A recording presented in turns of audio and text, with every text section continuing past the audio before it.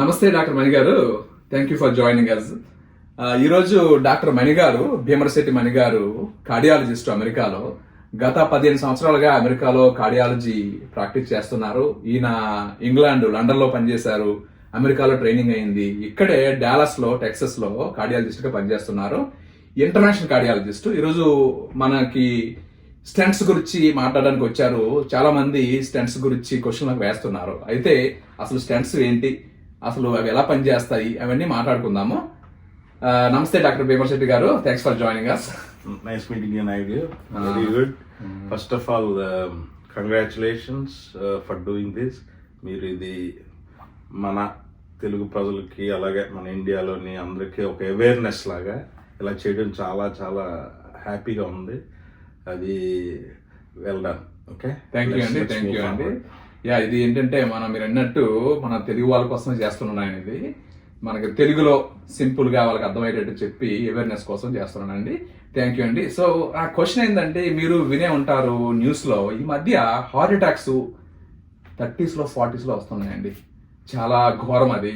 ఒకప్పుడు heart attack అంటే మనకి ఏంటంటే రిటైర్ అయిపోయిన వాళ్ళకి 65 years 60 అప్పుడు వస్తున్నాయి అనుకునే వాళ్ళమే. ఇప్పుడు చూస్తుంటే 30s లోనే 40s లోనండి. ఎంత ఘోరం అంటే, మీరు వినే ఉంటారు రాజేంద్ర ప్రసాద్ గారి కూతురు 38 years అప్పుడు చనిపోయిందండి. చాలా అన్యాయం అనమాట.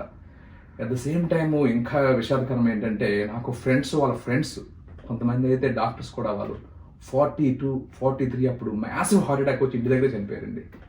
అసలు ఏంటి కారణం అండి? అసలు ఎందుకు ఇలా హార్ట్ అటాక్స్ ఎర్లీగా వస్తున్నాయి ఈ మధ్య? సో చాలా మంచి క్వశ్చన్ నాయుడు. ఆబ్వియస్లీ మనకి ఇక్కడ టూ థింగ్స్గా మనం దీన్ని చూడాలి. ఒకటి ఏంటంటే సడన్ కార్డియాక్ డెత్. అంటే మనం యంగ్ ఏజ్లో 30s 40లో సడన్గా చనిపోవడం. అన్నిసార్లు హార్ట్ అటాక్ అవ్వకపోవచ్చు. కొన్నిసార్లు ఎరిథీమియాస్ అంటే హార్ట్లో ఎలక్ట్రికల్ కండక్షన్ అబ్నార్మాలిటీస్ అవి స్టిమ్యులేట్ అయ్యి కూడా సడన్గా ఒక స్టార్మ్ వస్తుంది. అలా సడన్గా కొంతమంది చనిపోతారు. కొంతమంది మీరు అన్నట్టు హార్ట్ అటాక్స్ వల్ల కూడా చనిపోతున్నారు. అండ్ మీరు అన్న దాంట్లో వ్యాలిడ్ ఏంటంటే, ఎస్పెషల్లీ యంగ్ ఈ మధ్యన హార్ట్ అటాక్ వచ్చి, ఎస్పెషల్లీ మన ఇండియన్ పాపులేషన్లో ఇది మరీ ఎక్కువగా చూస్తున్నాం. ఇది 40 years 35 years యంగ్. అది మాకు కూడా కొద్దిగా సర్ప్రైజింగ్గానే ఉంది. But there are so many reasons which డెఫినెట్గా మనం మాట్లాడుకుందాం ఇవన్నట్లు గురించి. అంటే మన డైట్ మారింది అంటున్నారా, లేకపోతే ఏనా పొల్యూషన్, ఎందువల్ల అండి? అసలు టాప్ 3 రీజన్స్ అడిగితే మీరు ఏమని చెప్పగలరు? సో బేసికల్లీ మనం ప్రపంచం అంతా కూడా ఈ రోజుని ఒక పరుగుల ప్రపంచంలో ఉన్నాం మనం అందరం ఈ రోజుని. సో మన లైఫ్ స్టైల్ కూడా ఈ పోటీతత్వంతో మన లైఫ్ స్టైల్ కూడా చాలా మారింది. మీరు చూస్తే లాస్ట్ ఒక 20 ఏళ్ళకి, ఆ ముందు 20 ఏళ్ళకి కంపేర్ చేస్తే పోటీతత్వం ప్రతి చోట పెరిగింది. ఈ పోటీతత్వం మంచిదే, మనం ముందుకు వెళ్తున్నాం, ఇన్నోవేషన్స్ అన్ని చేస్తున్నాం. కానీ అట్ ద సేమ్ టైం దీంట్లో కొన్ని ప్రోస్ కాన్స్ ఉంటాయి కదా. మనం పెద్ద దాంట్లోని కొన్ని పాజిటివ్లు నెగిటివ్ లాగా. ఇప్పుడు దీంట్లో ఎస్పెషల్లీ ఈ health related heart attacks young వాళ్ళలో రావడానికి ఒక మెయిన్ రీజన్ ఏంటంటే, మనకి ఈ లైఫ్ స్టైల్ చేంజ్ ఒకటి. అలాగే ఈ ఎక్కువ సెడెంటరీ వర్క్ చేయటం, తద్వారా శ్రద్ధ చూపించకపోవడం వ్యాయామం మీద కానీ, లేకపోతే మనం తినే ఆహారం మీద కానీ, తద్వారా షుగర్, డయాబెటీస్ అంటాం కదా, మనం షుగర్ అంటాం కదా, జనరల్ డయాబెటీస్ అది వచ్చి, అలాగే కొలెస్ట్రాల్ అది మనం సరిగా కంట్రోల్ చేయక స్ట్రెస్ ఎక్కువ యాడ్ అయ్యి మనకి. అది కరెక్టేనండి. స్ట్రెస్ గురించి మాట్లాడుతుంటే ఎంత స్ట్రెస్ఫుల్గా ఉన్నాయండి లైఫ్లు మనకి. అమెరికాలో అవ్వచ్చు, ఇండియాలో అవ్వచ్చు, స్ట్రెస్ అనేది చాలా ఎక్కువ అయిపోయిందండి. నిజమే. సో ఇవన్నీ ఏంటంటే ప్రివెంటివ్ మెజర్స్. ఇక్కడ మనం ఫెయిల్ అవుతున్నాం. సో అడ్వాన్స్డ్గా అయ్యాం మనం, ఎక్కడ ట్రీట్మెంట్లోని టెక్నాలజీ అడ్వాన్స్ అయ్యాం. కానీ ఈ ప్రివెంటివ్ మెజర్ దగ్గర మనం ఎప్పుడైతే ఈ ఎన్ని ఫ్యాక్టర్స్ వస్తున్నాయో దాని ద్వారా మనం ఇవి ఎక్కువ చూస్తున్నాం. ఇప్పుడు డయాబెటీస్ మీకు తెలియదే ఉంది, India is the diabetic capital of the world అంటున్నారు. అంత ర్యాంపెంట్గా ఉంది. అలాగే కొలెస్ట్రాల్, అలాగే ఇందాక చెప్పినవన్నీ. థ్యాంక్ యూ అండి. అయితే డాక్టర్ మణి గారు ఎస్పెషల్లీ ఇంటర్నేషనల్ రేడియాలజిస్టు, కొన్ని మంది నాకు మెసేజ్లు పెట్టారు స్టెంట్స్ గురించి అనమాట. కొంతమంది ఫ్రెండ్స్ ఫోన్ చేసి, మా నాన్నగారికి స్టెంట్ అంటున్నారు, ఏ స్టెంట్ వేసుకోవాలో తెలియట్లేదు. డాక్టర్లు అంటున్నారు ఇది ఎందుకో ఎంత అవుతుందండి, ఈ స్టెంట్ అయితే ఎంత అవుతుంది, మీరే డిసైడ్ చేసుకోండి మీ ఓపిక ప్రకారం ఏ స్టెంట్ కావాలనేది అంటున్నారు. పాపం పేషెంట్స్ గా వాళ్ళకి తెలియకపోవచ్చు కదండి ఏ స్టెంట్ వేయాలనేది. ఒకటి కొంతమంది ఏంటంటే ఏంటి అసలు స్టెంట్స్ వేసుకుంటే ప్రమాదం అంట, స్టెంట్స్ వల్ల చనిపోయారంట చాలా మంది అంటున్నారండి. అయితే మణి గారు స్టెంట్స్ వేస్తుంటారు, ఇంటర్వ్యూ కార్డియాలజిస్ట్ కనుక స్టెంట్స్ గురించి కొన్ని క్వశ్చన్ మీకు వేస్తానండి. డెఫినెట్ గా అండి. అసలు స్టెంట్ అంటే ఏంటండి? కొంతమంది స్టంట్ అంటారు, స్టెంట్ అంటారు కదా. అసలు స్టెంట్ అంటే ఏంది, ఎక్కడ వేస్తారు, ఎలా వేస్తారు, స్టెంట్స్ గురించి కొంచెం చెప్తారండి. మనం చిన్నప్పుడు మనం రీఫిల్ పెన్స్ ఉండి, మీకు గుర్తుందో లేదో, ఒక రీఫిల్ లాగా ఉండి దానికి ఒక స్ప్రింగ్ కాయిల్ ఉంటుంది. దానికి మనం టిక్ టిక్ పెన్ అంటాం కదా, ఆ ఈ రీఫిల్ మీద ఉండి స్ప్రింగ్ లాగా ఉండి ఒక ఇదే స్టెంట్ అంటే. సో బేసిక్గా ఏంటంటే మనకి రక్తనాళాలు పూడికిపోయినప్పుడు, అంటే బ్లాకేజెస్ అంటాం మేము, గుండెకి సప్లై చేశారు.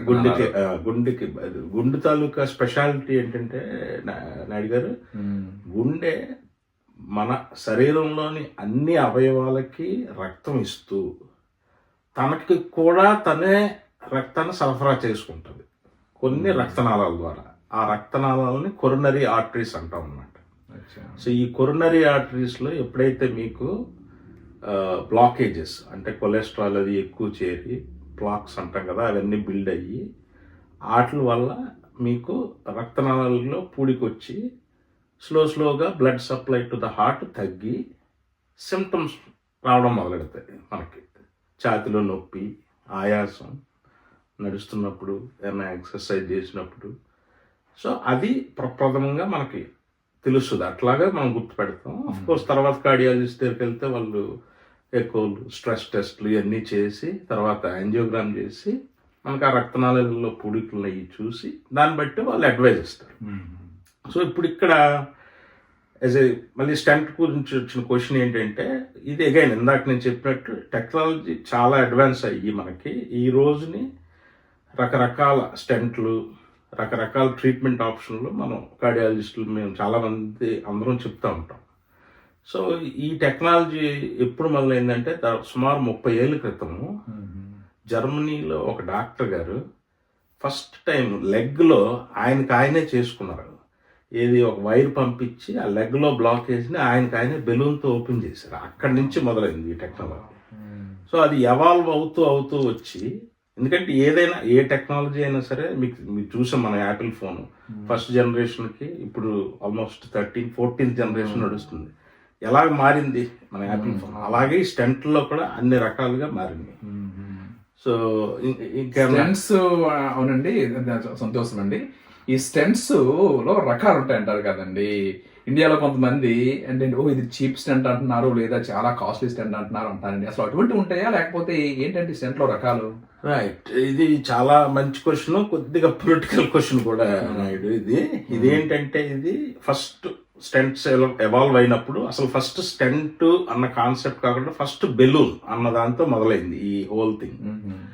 మనకి 1980s ఆ ప్రాంతంలోని మన వరకు మనకి ఈ ప్రపంచంలోని ప్లస్ ఇండియాలో కూడా ఒకరికి ఎవరికైనా బ్లాకేజెస్ ఇలా రక్తనాళాల్లో ఉన్నాయంటే అప్పుడు ఓన్లీ ఆప్షన్ ఏదైనా ఇండియాలో మందులు వాడడం, లేదు అంటే అమెరికా వచ్చి బైపాస్ సర్జరీ చేయించుకోవడం.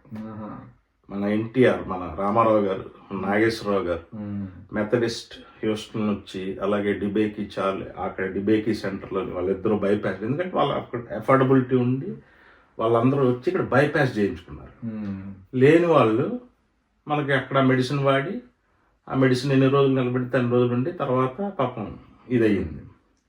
అయితే స్టెంట్లు వచ్చాక మట్టుకి ఇది ఒక గేమ్ చేంజర్. ఫస్ట్ బెలూన్ రక్తనాళాల్లోంచి పంపించి బెలూన్ని ఆ రక్తంలోని పూడికిని ఓపెన్ చేయడం. సో ఆ బెలూన్లో చేసినప్పుడు ఇమ్మీడియట్ గా సక్సెస్ వచ్చింది ఆ బెలూన్స్తోని. కాకపోతే సైన్స్ కనిపెట్టింది ఏంటంటే ఎక్కువ రోజులు నిలబట్టలేదు అది. బెలూన్ చేస్తున్నాం, మళ్ళీ ఒక 3 months 6 months మళ్ళీ పూడి అయిపోతుంది. అరే దీన్ని ఎట్లా ప్రివెంట్ చేయాలి అంటే ఒక బెలూన్ కి ఒక మెటల్ యాడ్ చేద్దాం. అప్పుడు ఆ మెటల్ వెళ్ళి దాన్ని పూడికిని స్ట్రెచ్ చేసి అలా ఉంచుతుంది అన్న కాన్సెప్ట్ తో సైన్స్ అడ్వాన్స్ అయ్యి బేర్ మెటల్ స్టెంట్స్ అని వచ్చినాయి. అది కొన్ని రోజులు చేస్తే అది ఇంకొన్ని ఎక్కువ రోజులు కంపేర్ టు బెలూన్తో పోలిస్తే ఇది ఇంకొద్దిగా ఎక్కువ రోజులు ఉండడం. కానీ దీంతో వచ్చిన ప్రాబ్లం ఏంటంటే ఎప్పుడైతే మనం బేర్ మెటల్ పెడుతున్నామో బాడీలో ఉన్న సెల్స్ ఇదేదో ఫారెన్ బాడీ వచ్చిందని దాన్ని అటాక్ చేయడం మొదలుపెట్టి స్టెంట్ థ్రాంబోసిస్ అని అది అక్యూట్ కండిషన్, అది సడన్గా పేషెంట్స్ చనిపోవడం ఇవన్నీ నోటీస్ చేశారు. సరే దీనికి మనం ఎట్లాగా దీన్ని ప్రివెంట్ చేయడం అంటే డ్రగ్ కోటెడ్ స్టెంట్స్ అనేసి వచ్చినాయి. సో డ్రగ్ కోటెడ్ స్టెంట్స్ వచ్చినాక అట్లీస్ట్ ఆ బేర్ మెటల్ తాలూకా డిఫెక్ట్లు కొద్దిగా తగ్గించి ఈ డ్రగ్ కొద్దిగా స్లోగా రిలీజ్ అవుతూ ఉంటుంది, ఆ రియాక్షన్ రాకుండా. సో అట్లాగా డ్రగ్ కోటెడ్ స్టెంట్స్ వచ్చినాయి. ఇప్పుడు ఇందులో రకరకాలు వచ్చినాయి ఈ డ్రగ్ కోటెడ్ స్టెంట్స్ లో కూడా. First generation, second generation, third generation. ఆ డ్రగ్ పూత, అలాగే లాంజివిటీ స్టడీస్, మీ ఆంకాలజీ డ్రగ్స్ మ్యాక్సిమం అవన్నీ కూడా. సో ఎస్, ఇప్పుడు అమెరికాలో మనం వాడేదాన్ని థర్డ్ జనరేషన్, ఫోర్త్ జనరేషన్ వాడతాము. మనకి ఇక్కడ ఇండియా వరకు వచ్చేసరికి studies wise second generation stents as equally as good third fourth తోని, కొద్దిగా ఫోర్త్ డెఫినెట్గా బెటర్. కానీ కాస్ట్ ఎఫెక్టివ్నెస్లోని మనకేంటంటే ఇండియాలోని మన మోడీ గారు వచ్చాక దాన్ని సెకండ్ జనరేషన్ స్టెంట్స్ వరకు క్యాప్ చేశారు ఆయన. తప్పేమీ లేదు దాంట్లోనే, ఎందుకంటే అవి కూడా బాగా పనిచేస్తాయి డెఫినెట్గా. ఇది రకరకాల స్టెంట్లు. అయితే అంటే ఎఫోర్డబిలిటీ ఉంది అనుకోండి ఇండియాలో ఎవరికైనా, ఇప్పుడు మంచి హాస్పిటల్కి వెళ్తే వాళ్ళు అడ్వాన్స్డ్ ఫోర్త్ జనరేషన్ స్టెంట్స్ అని వేసుకోవచ్చు అంటారు. అవైలబిలిటీ ఉందంటారా ఇండియాలో? సో అగైన్ నేను అమెరికాలో ఉంటున్నాను, నాకు ఈ క్వశ్చన్ కొద్దిగా పొలిటికల్లీ కొద్దిగా ఆన్సర్ చేయాలి దీన్ని. ఇక్కడైతే మేము అసలు ఆ ప్రొసీజర్ చేసినప్పుడు ఏది మాకు షెల్ఫ్ లో ఉండి ఏది అన్నీ అవైలబుల్ ఉంటాయి ద బెస్టే ఇస్తాం పేషెంట్స్ కి. ఈ ఆలోచన కూడా చేయము. ఇండియా వరకు వచ్చేసరికి ఆ కాస్ట్ దీంట్లోని మనకేంటంటే ఆ క్యాపింగ్ లోని ఆ Indian market only certain stents ని అలౌ చేస్తుంది. దాని గురించి కంగారేం పడవలసిన లేదు మీరు ఎవరు. అవి కూడా మంచి స్టెంట్లు అవన్నీ, అవి మనం ఇది కావాలని అది కావాలని కంగారు పడవలసిన లేదు. చాలా సంతోషం అండి. అయితే ప్రొసీజర్ ఎలా చేస్తారండి? చాలా మందికి అపోహ ఉంది, గుండె ఓపెన్ చేయాలేమో, లేకపోతే స్టెంట్ చేస్తే ప్రమాదం ఏమో అనేసి. నేను విన్నది చూసింది ఏంటంటే చాలా సింపుల్ ప్రొసీజర్, కానీ ఎక్స్ప్లెయిన్ చేస్తారండి? రైట్. ఇప్పుడు మీకు ఇందాక నేను చెప్పినప్పుడు ఒక 30 years క్రితము ఈ టెక్నాలజీ ఒక డాక్టర్ గారు ఆయన మీదే చేసుకొని ఎట్లాగా గ్రాయిన్లోంచి వెళ్ళి, అంటే మన తొడ దగ్గర రక్తనాళాలు ఉంటాయి, ఆ రక్తనాళాల్లోంచి వెళ్ళి ఆయన ఆ గుండెకి దగ్గరికి వెళ్ళి అక్కడి నుంచి వైర్లు పంపించి ఆ వైర్ల మీదుగా బెలూన్లు స్టెంట్లు పెట్టడం అన్నది ఇనీషియల్ గా స్టార్ట్ అయింది. Again as we advance more and more, స్లోగా అదే అక్కడి నుంచే కాకుండా మనం చేతిలోంచి రిస్ట్ లో 2 ఆర్టరీస్ ఉంటాయి, radial artery and ulnar artery అని. రేడియల్ ఆర్టరీ నుంచి కూడా ఇది వెరీ సింపుల్. ఇది ఇప్పుడు మనం ఎప్పుడన్నా హాస్పిటల్కి వెళ్ళినప్పుడు సెలైన్ బాటిల్ ఎక్కించుకున్నప్పుడు ఏం చేస్తాం, మనం ఇక్కడ ఎల్బో దగ్గర ఒక చిన్న ఐవీ లైన్ పెట్టి దానికి మనం సెలైన్ బాటిల్ పెట్టి సెలైన్ బాటిల్ ఎక్కించుకుంటాం. సేమ్ అలాగే ఇక్కడ బదులు రిస్ట్ లో ఒక చిన్న ట్యూబ్ పెట్టి సేమ్ ఐవీ లైన్ అంతే, ఇంకేముండదు. ఇన్స్టిట్యూషన్ కూడా మినిమల్ ఇన్స్టిట్యూషన్, అందులోంచి ఒక ట్యూబ్ పెట్టి ఆ ట్యూబ్ లోంచి వైర్ ఇలాగా మనం హార్ట్ దాకా తీసుకెళ్ళి అక్కడ డైని ఇంజెక్ట్ చేసి మనం అక్కడ బ్లాకేజ్లు ఉన్నాయా లేదా అని కనిపెడతాం. సో దీని అడ్వాంటేజ్లు దీనికి ఉన్నాయి, గ్రాయిన్ అడ్వాంటేజ్లు గ్రాయిన్కి ఉన్నాయి.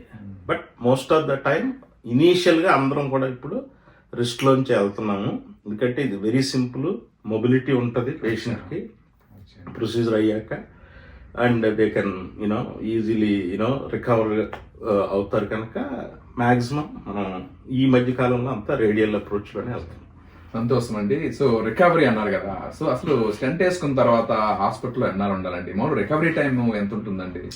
రైట్. ఇప్పుడు స్టెంట్ వేసుకున్నాక అన్న క్వశ్చన్ వచ్చినప్పుడు అసలు స్టెంట్ ఎందుకు వేయాలి?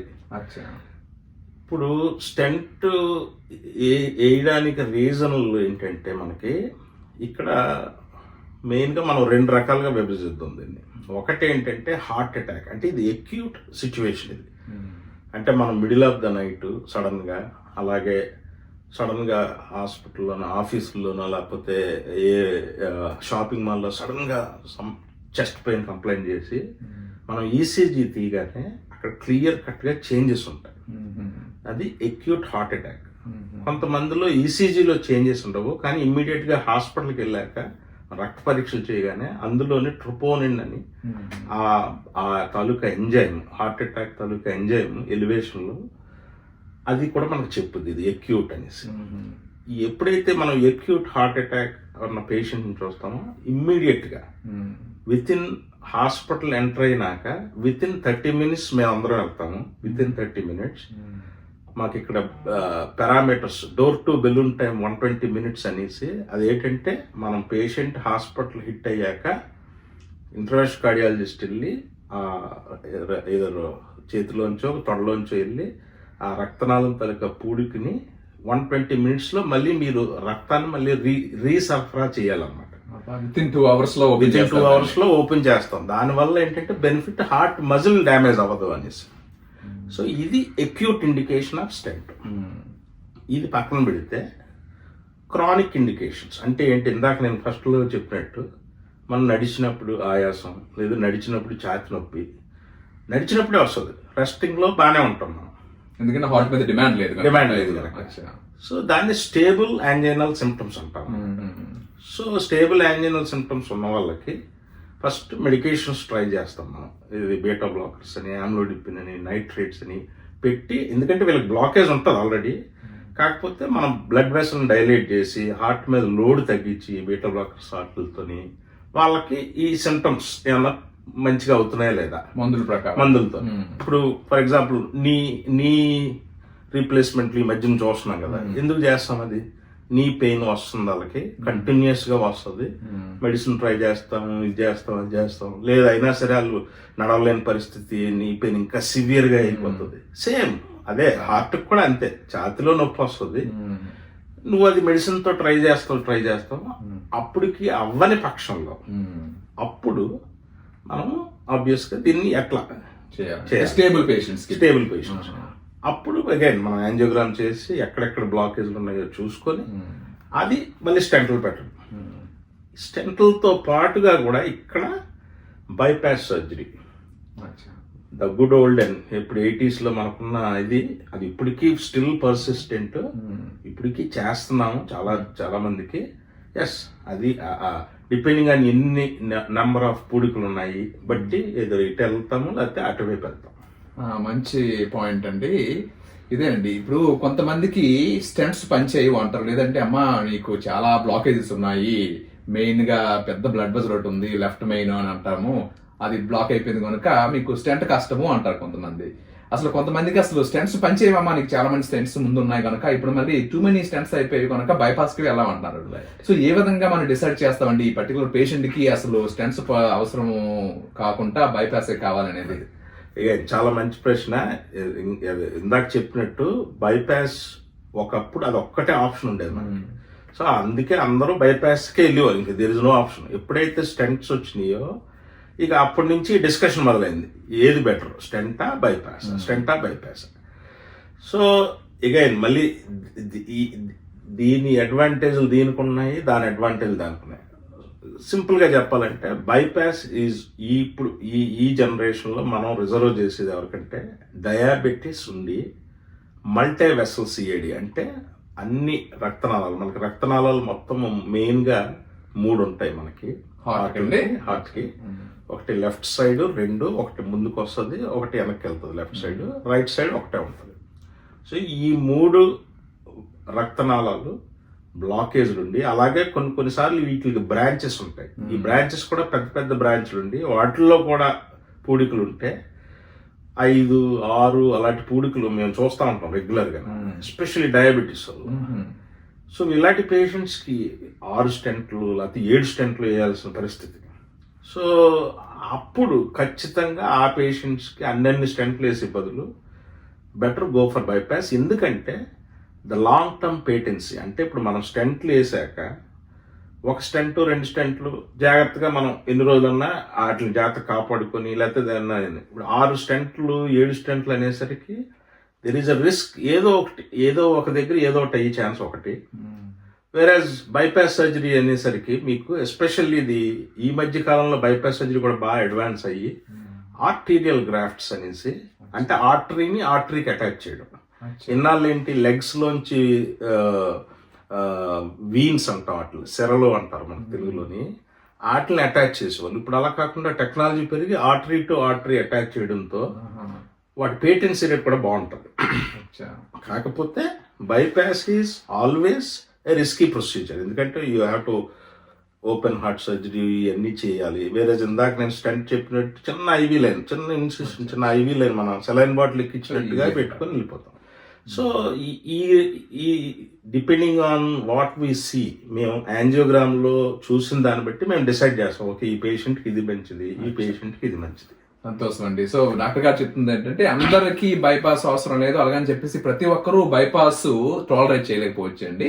సో పేషెంట్ ఏజ్ ప్రకారము, అదర్ మెడికల్ కండిషన్స్ ప్రకారము, డయాబెటీస్ ఉందా లేదా, ఆరోగ్యం ఓవరాల్ గా ఎలా ఉందా చూసుకొని డిసైడ్ చేస్తారు. సో ఎక్స్పీరియన్స్డ్ కార్డియాలజిస్టులు డిసైడ్ చేస్తారండి. మీరు కంగారు పడవసరం లేదు, ఇది మంచిది అది మంచిది అని చెప్పేసి మీరు గూగుల్లో గట్రా సెర్చ్ చేయకుండా డాక్టర్ గారు అడ్వైస్ తీసుకుంటే వాళ్ళు చెప్తారండి. చాలా థ్యాంక్ యూ అండి. అయితే స్టెంట్స్ అయిపోయిన తర్వాత మనకి ఇమీడియట్ కాంప్లికేషన్స్ కానీ లేట్ కాంప్లికేషన్స్ కానీ ఉన్నాయండి?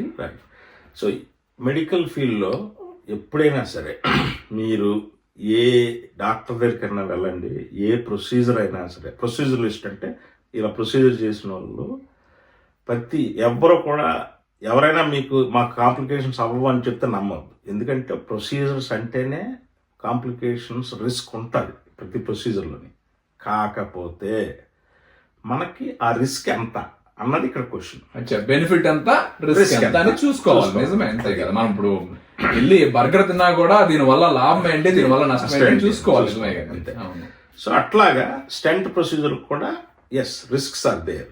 కానీ ఏంటయ్యా రిస్క్లు అంటే మెయిన్గా వరి అవ్వాల్సింది ఏంటంటే చిన్న బ్లీడింగ్ రావడం మన యాక్సెస్ సైట్ నుంచి, ఏమన్నా ఇన్ఫెక్షన్, అలాగే డై పంపిస్తాం కనుక కిడ్నీ అన్న డ్యామేజ్ అవటం, అలాగే బికాజ్ మనం ఈ వైర్లు ఎగి తీసుకొని ఆర్టరీస్లోంచి వెళ్ళినప్పుడు ఎక్కడన్నా చిన్నది ప్లాక్ అంటే మనకి ఈ రక్తనాళాల్లో పూడికలు ఉంటాయి కదా, అదేమన్నా డిస్లాడ్జ్ అయ్యి స్ట్రోక్, బ్రెయిన్కి వెళ్ళి స్ట్రోక్ రావటం. Very very rarely there is a risk of heart attack. ఇది మనం అక్కడ స్టెంట్లు పెట్టినప్పుడు ఆ రక్తనాళాల్లో చిన్నది ఏమన్నా డ్యామేజ్ జరిగి హార్ట్ అటాక్ ఇమ్మీడియట్గా రావటం. వెరీ ఇంకా రేర్గా ఈ ఎన్నెంట్ల ద్వారా కొద్దిగా మరణించే ఇది ఉంటుంది. కాకపోతే మేము ఏం చెప్తామంటే ఎప్పుడు చెప్పినా risk you have to tell to the patient that what is the percentage. ఇప్పుడు నేను చెప్పిన ఈ రిస్క్లన్నీ 1000లో ఒకరికి, 10,000లో ఒకరికి, 500లో ఒకరికి అలా జరుగుతాయి. ఇప్పుడు బ్లీడింగ్ అన్నది ఉన్నదంటే అది అసలు ఎప్పుడో కానీ చూడం మేము.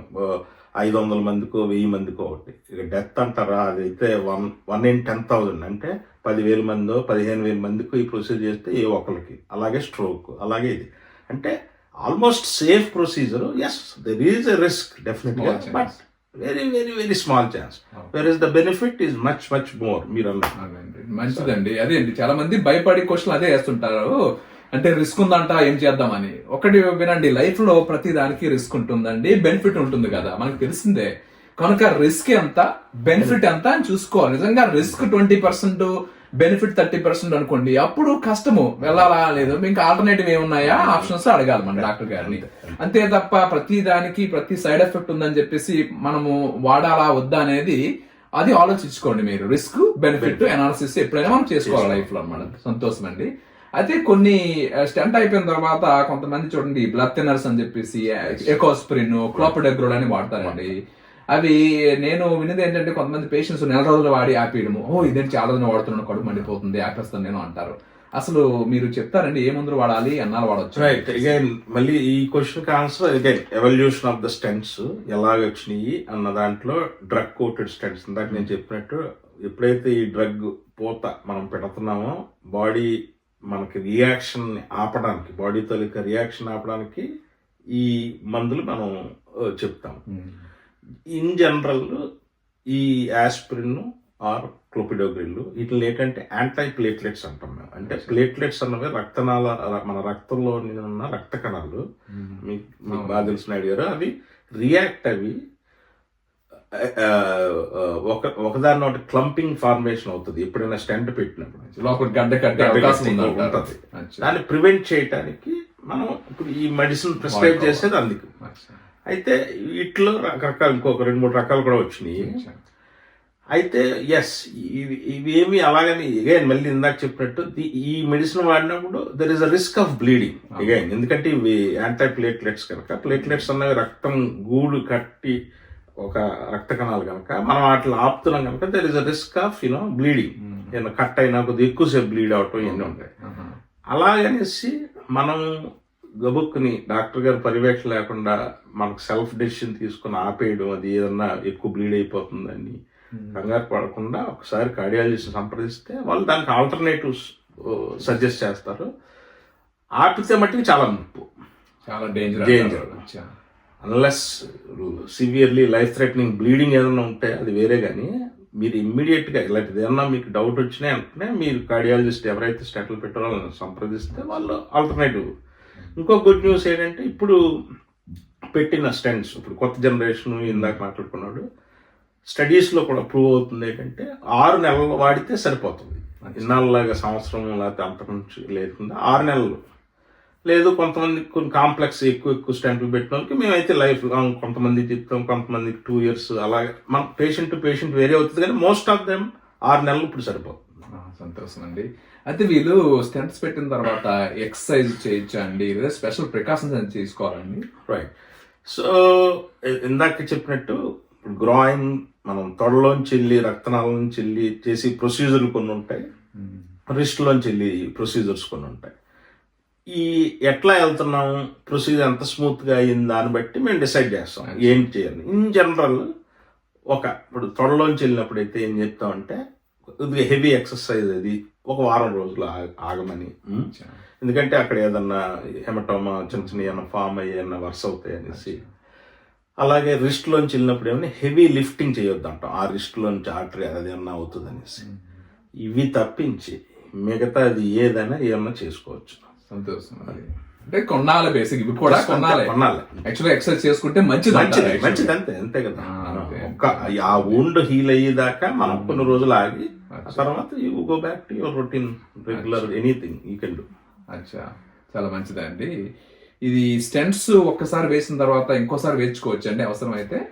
రైట్. సో ఇప్పుడు అది అగైన్ ఇందాక మనం అనుకున్నట్టు ఎన్ని రక్తనాళాలు పూడికలు ఉన్నాయి దాన్ని బట్టి మనం స్టెంట్లకు వెళ్ళాలా బైపాస్కి వెళ్ళాలా అని డిసైడ్ చేసుకుని మనం స్టెంట్లు వేసుకుంటున్నాం. స్టెంట్లు వేసుకున్నాక కొంతమంది పేషెంట్స్లో 2 ఏళ్ళు, కొంతమంది పేషెంట్లు 5 ఏళ్ళు, కొంతమంది పేషెంట్లు 10 ఏళ్ళు, 15 ఏళ్ళు కూడా శుభ్రంగా స్టెంట్ అది ఏమి మళ్ళీ వితౌట్ ఎనీ ఇష్యూస్ మంచిగా వెళ్ళిపోద్ది. కొంతమందిలో మళ్ళీ విత్ ఇన్ ద స్టెంట్ మళ్ళీ పూడికలు. అది ఎందువల్ల అగైన్ మనం ఇందాక అనుకున్నట్టు మళ్ళీ మన ప్రివెంటివ్ మెజర్స్లో ఎక్కడో లోపం ఉండడం వల్ల కొన్నిసార్లు జెనెటిక్ ఫ్యాక్టర్స్తోనూ మళ్ళీ పూడికలు వచ్చినప్పుడు యూ కెన్ గో ఫర్ ఇంకొక లేయర్ వెళ్ళొచ్చు.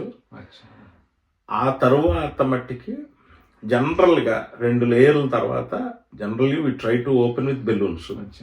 అప్పటికీ పూడికలు ఉంటే ఒక్కొక్కసారి బైపాస్కి పంపిస్తాం, ఈ రీజన్స్తో బైపాస్కి పంపిస్తాం. లేదు బైపాస్ చేయలేము ఆ పేషెంట్కి అనుకున్నప్పుడు బ్రేకీ థెరపీ అనేసి రేడియేషన్, అక్కడికి వెళ్ళి రేడియేషన్ థెరపీ ఇచ్చి సో దట్ ఈ మళ్ళీ రీస్టినోసిస్ మళ్ళీ పూడికి రాకుండా ఇలాగా మనం జీవితాన్ని ఇలా పొడిగించుకుంటూ వెళ్తాం అన్నమాట. సో హోప్ ఉంది అంటారు, వేయచ్చు లేకపోతే బైపాస్ లేదంటే వేరే ఆప్షన్స్ అయితే ఒకసారి ఆల్రెడీ స్టెంట్స్ వేస్తాము ఇంకా నా పని ఇంతే మాత్రం భయపడకూడదు. అది సంతోషం అండి. ఇంకొక ఇది చాలా ఇంట్రెస్టింగ్ క్వశ్చన్ అనిపించిందండి. ఇప్పుడు మెటల్ స్టంట్ వేశారు మా నాన్నగారికి, అసలు ఎంఆర్ఐ స్కాన్ అంటున్నారు, వేరే ప్రాబ్లం కోసం చేయించుకోవచ్చా? లేకపోతే కొంతమంది అంటే ఫ్లైట్ ఎక్కడం భయపడుతున్నారండి, అక్కడ సెక్యూరిటీ దగ్గర వాళ్ళు ఏదో మెటల్ డిటెక్టర్ ఉంటుంది, డిటెక్టర్ లోపల వెళ్తే ఈ స్టెంట్ వల్ల మళ్ళీ బ్లాక్ అయిపోద్దేమో, స్టెంట్ వల్ల నేది గుండె నుంచి బయటకు వచ్చేద్దేమో స్టెంట్ అని భయపడుతున్నారండి. ఎంతవరకు అది నిజం? So I mean very good question Naidu. Actual గా స్టెంట్లకి ఈ అసలు అవి చాలా మైన్యూట్ అవి. మనం ఇందాక నేను చెప్పినట్టు మన రీఫిల్ మీద స్ప్రింగ్ కాయిల్ ఎలా ఉంటుందో అంత ఒక 3.5 మిల్లీమీటర్ 3 మిల్లీమీటర్స్ మీరు ఇమాజిన్ చేసుకోండి. మిల్లీమీటర్ డయామీటర్ అంటే ఎంత చిన్నగా చూడండి. సో ఈ వీటి వల్ల మీకు ఆ మెటల్ డిటెక్టర్లోని ఏమైనా అలారమ్స్ రావడం కానీ లేకపోతే అలా వచ్చేయడం కానీ ఏం అవ్వదు. ఈ బాడీలో ఎంబెడెడ్ అయిపోతాయి. ఇవన్నీ ఎందుకు వచ్చినాయంటే పేస్ మేకర్లు మనకు అప్పుడు అదొక పెద్ద డివైస్, అది వేరే, అది నాట్ స్టెంట్స్, అగైన్ హార్ట్ రిలేటెడే. ఆ పేస్ మేకర్లు వీటిల్లోంచి వచ్చిన క్వశ్చన్ ఇదంతా. కాకపోతే మనం కొద్దిగా ఎడ్యుకేట్ చేయాలి పేషెంట్స్ని, అందుకే దానికి ఉన్న డిఫరెన్స్. సో స్టెంట్స్ వల్ల అయితే మీకు ఏమి ఇబ్బంది లేదు, మీరు చక్కగా వెళ్ళొచ్చు, ఫ్లైట్ ట్రావెల్ చేయొచ్చు, అన్నీ చేయొచ్చు, ఏమీ బయటికి రాదు, చక్కగా ఉంటుంది అంతా. థ్యాంక్ యూ సో మచ్ అండి. చివరిగా ప్రేక్షకుల కోసం అండి, మీరు అంటే ఈ గుండె జబ్బుల గురించి కొంచెం సలహాలు ఇవ్వగలరండి? రైట్. సో నాయుడు, ఇది వెరీ వెరీ గుడ్ క్వశ్చన్. ఎందుకంటే నేను నా ప్రతి పేషెంట్కి నేను ఇదే చెప్తాను. నేను ఇంగ్లీష్లో చెప్తాను, కానీ ఇక్కడ మనకి తెలుగు ప్రేక్షకులకి ఇదేంటంటే what we know in science. అంటే ఈ రోజున మన సైన్స్, ఇంత అడ్వాన్స్ అయిన సైన్స్కి తెలిసింది ఏంటంటే మనకి టిప్ ఆఫ్ అన్ ఐస్బర్గ్. అంటే మనకి ఇప్పుడు ఒక సముద్రంలోని వెళ్తుంటేనే మనకి ఒక ఐస్బర్గ్ కనబడుతూ ఉంటుంది, మంచు పర్వతం. మనం దాన్ని కింద ఏముందో మనకు తెలియదు, మనం పైదే చూస్తాం అనమాట. మనకు కింద ఎంత ఉందో మనకు తెలియదు. మనకి ఆ కిందకి వెళ్ళి చూస్తేనే తెలుస్తుంది అది ఎంత లోతుంది, ఎంత పెద్దదే ఆ మంచు పర్వతం అని సముద్రంలో. అలాగే సైన్స్ కూడా అంతే. What we know in science is a tip of an iceberg. There is so much compared to 50 ఏళ్ళ క్రితంకి ఇప్పటికే మీరు చూడండి. ఒకప్పుడు aspirin is the only treatment. Can you believe? Aspirin ఒక్కటే హార్ట్ బ్లాకేజెస్కి ట్రీట్మెంట్. అక్కడి నుంచి మనం ఇక్కడికి వచ్చాము, కానీ ఇంకా అడ్వాన్స్మెంట్స్ సాధించాల్సింది, శోధించాల్సింది చాలా ఉంది ఇందులో. అయితే మనం ఏం చేయాలంటే మనకు తెలిసింది మనం ఖచ్చితంగా చేయాలి. ఎందుకంటే మనకి అట్లీస్ట్ అది సైన్స్ చెప్తుంది, ఫాలో అవ్వాలి. వేరే కింద ఉన్నది మనకు తెలియదు, అది ఎవరికి తెలియదు. అది జెనెటిక్ ఎన్నో రీజన్స్ వల్ల. ఎందుకంటే మేము ఇన్ని చేసినా మేము still we see patients coming back even after bypass or even after stents, again పూడికలతో లేకపోతే బైపాస్ గ్రాఫ్ట్ క్లోజ్ అయ్యి. మేము ఎందుకు చూస్తామంటే అందుకే మేము చెప్పేది అంటే అట్లీస్ట్ మీరు మీ కార్డియాలజిస్ట్, మీ ప్రైమరీ కేర్ డాక్టర్, లేకపోతే మీ జనరల్ ప్రాక్టీషనర్ మీకు ఏం చెప్తారో స్ట్రిక్ట్గా అది చేయండి. ఇది నా ఒక సజెషన్. అంటే ఎస్పెషల్లీ మేమందరం చెప్పేది ఏంటంటే డయాబెటీస్ కంట్రోలు, స్టెంట్లు వేసాక cholesterol control, life style changes and stress. ఇది చాలా చాలా ఇంపార్టెంట్. స్ట్రెస్ ఈ రోజున మనకి ఎన్ని రకాలుగా వస్తుందంటే మనకి ఫైనాన్షియల్ స్ట్రెస్, ప్రొఫెషనల్ మనం పనిచేసి దగ్గర స్ట్రెస్ వస్తుంది, పిల్లల రూపంలో స్ట్రెస్ వస్తుంది, మన హెల్త్ రూపంలో స్ట్రెస్ వస్తుంది. Stress and heart does not go very well. నేను చెప్పేది ఏంటంటే ఎస్పెషల్లీ అందరికీ కాదు, కానీ కొద్దిగా కాంప్లెక్స్ బైపాస్ ప్రొసీజర్ అయిన వాళ్ళకి కానీ, అలాగే మల్టిపుల్ స్టెంట్స్ అయిన వాళ్ళకి మట్టుకి అప్పుడు దాకా మీరు ఏంటైతే చేశారో లైఫ్లో 360 డిగ్రీ టర్న్ అయితే తీసుకోవాల్సిన టైం అది మీకు. అంటే మీరు మీ ఆలోచన సరళ కానీ మీ లైఫ్ స్టైల్ కానీ ఖచ్చితంగా మార్చుకోవాల్సిన టైం. మీకు ఎక్కడ స్ట్రెస్ ఉంటే ఆ స్ట్రెస్ని రిమూవ్ చేయడానికి wake up call and you have to live like A Saint. అంటే ఒక సాధువు ఎలా జీవితం గడుపుతారు అలాగా మీరు గనక చేయగలిగితే, డాక్టర్లు ఇలాగ ఇచ్చిన మందులు మేము అలాగా టెస్టులు అన్నీ చేసి అవన్నీ మేము చేస్తాం. పర్సనల్ లెవెల్లో మీరు చేయాల్సింది ఏంటంటే స్ట్రెస్ని కంప్లీట్గా మీరు అవాయిడ్ చేయగలిగితే మీకు ఏమి ఉండదు, హ్యాపీగా ఉంటారు. చాలా సంతోషం అండి. థ్యాంక్ యూ సో మచ్ అండి. Thank you. You're doing excellent job. ఇంకా మంచి చేయాలి మీరు. ఇంకా మాట్లాడుకున్నాం, చాలా బోల్డ్ టాపిక్స్ ఉన్నాయి అగైన్ కార్డియాలజీలో, అన్ని కవర్ చేద్దాం మనం. సంతోషం అండి. Thank you.